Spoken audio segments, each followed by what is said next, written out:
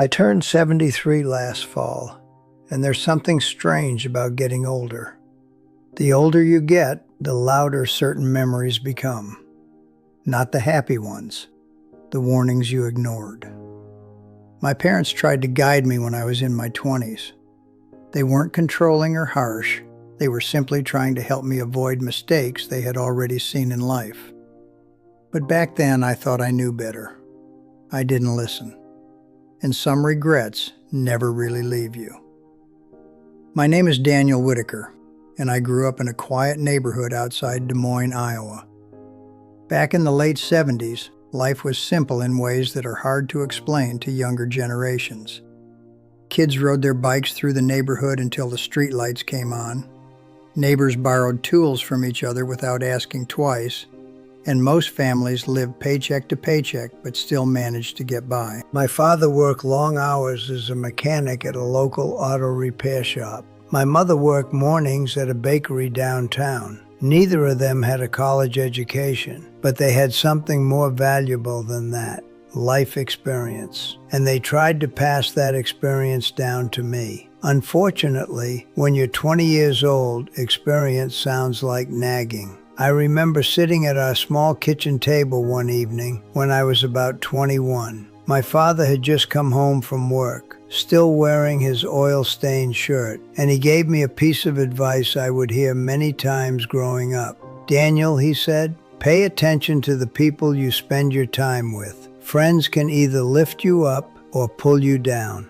At the time, I nodded politely, but inside I thought he was being overly cautious. I believed success was about ambition and confidence, not about who your friends were. That belief would cost me a lot of time in my life. Around that time, I had started hanging out with a guy named Brandon Cole.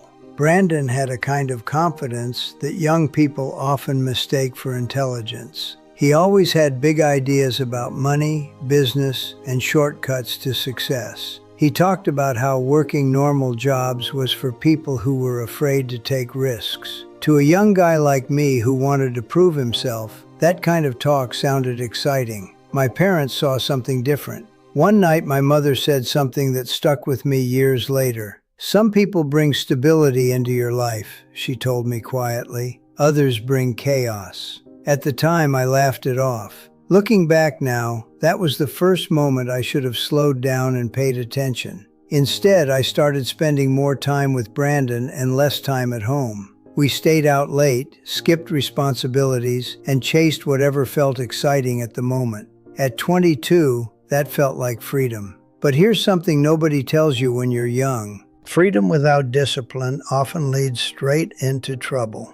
Another piece of advice my parents gave me involved money. My father had always been careful with finances. Every paycheck he earned had a purpose. Bills came first, savings came second, and spending came last. He used to say something that sounded incredibly boring when I was younger. "Money gives you options later in life. Don't waste it trying to impress people today." Of course, I didn't listen. At 23, I bought a used Camaro that looked incredible, but cost far more than I could realistically afford. Driving that car made me feel successful. It made me feel like I had already made it in life. The problem was, appearances can be very expensive.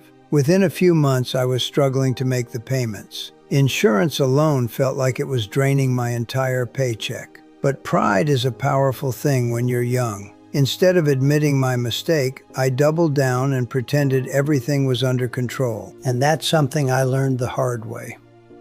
Bad decisions rarely look like disasters at the beginning. They often feel exciting at first. But the biggest mistake of my 20s wasn't money, it was the woman I chose to marry. When I was 25, I met Vanessa Parker. Vanessa was beautiful, outgoing, and full of energy.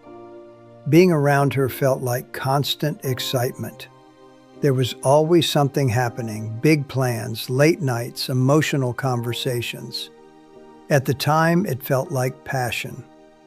My parents tried to stay polite when they met her, but I could sense their hesitation. One evening after Vanessa left our house, my mother asked me something that didn't make sense to me at the time. "Daniel," she said gently, "does she bring peace into your life, or does she bring chaos?" I told her she was overthinking things. At that age, intensity feels like love.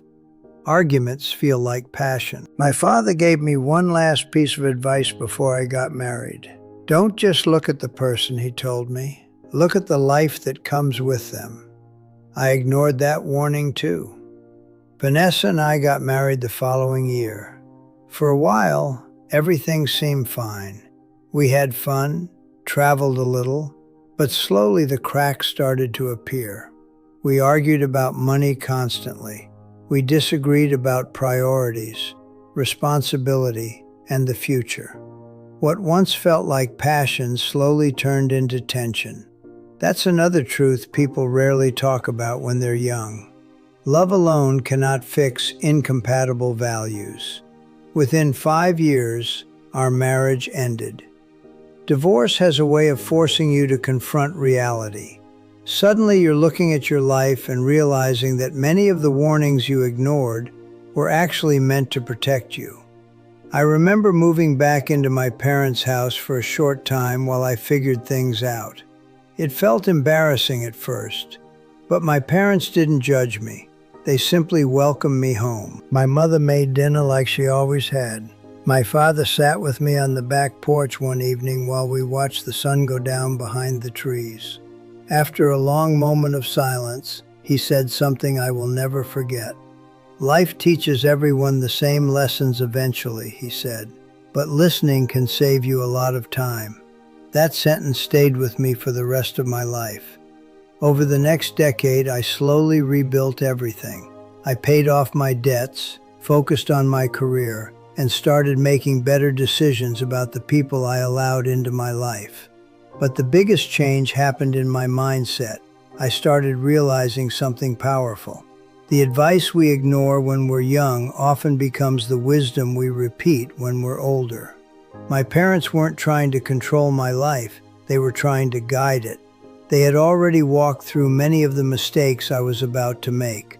They simply hoped I would learn from their experiences instead of repeating them. Unfortunately, pride can make young people believe they already know enough. The older I get, the more I understand what my parents were trying to teach me. Experience doesn't always come wrapped in fancy words or motivational speeches. Sometimes it sounds simple. Sometimes it sounds boring. But that simplicity often comes from years of learning what actually matters. When you're young, you believe time is endless. You assume you'll always have another chance to correct mistakes later. But life moves faster than you expect. One day you're 20 years old, ignoring advice at the dinner table. The next thing you know, you're sitting quietly in your 70s wishing you had listened more carefully. I don't regret every mistake I made in my 20s. Some lessons can only be learned through experience. But I do regret how quickly I dismissed the wisdom of the two people who loved me the most. My parents weren't perfect, but they were right about more things than I realized at the time. And now that they're gone, their words echo in my mind more often than ever.